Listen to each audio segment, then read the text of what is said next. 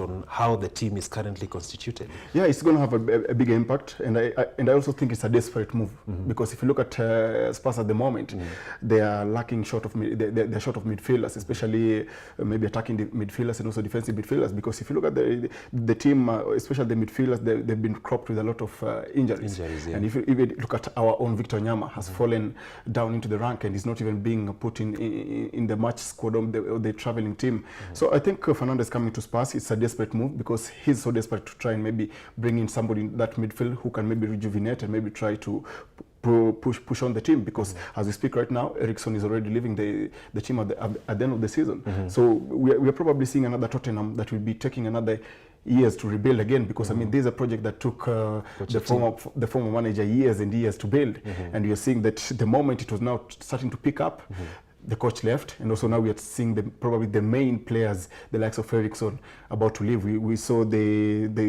other defender also left for Atletico Madrid. So I think Mourinho will be having a very torrid time, because I mean, Tottenham, where they've got right now, is a team that now needs instant success.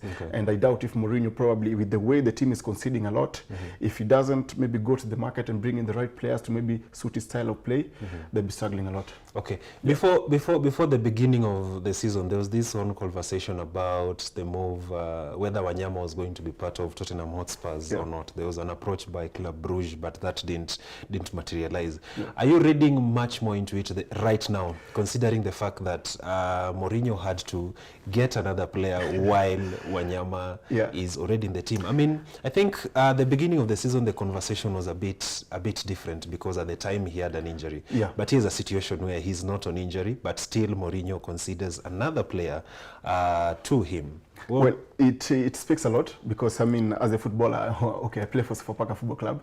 As a footballer, if a new manager comes in your team and probably you have an injury and you don't have the time to maybe prove to the new manager that you're good enough to fit in his plans, it's always difficult, because I mean, the other players, they're definitely ready to step up and that's the occasion maybe take your place. And I think that's what has happened to our own Victor Nyama.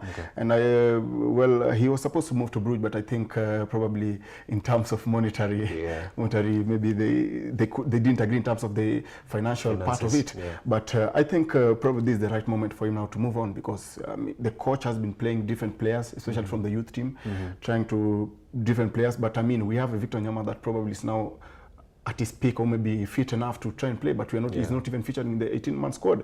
And there's been reports that Galatasaray are interested in his services, and that's not also a small team.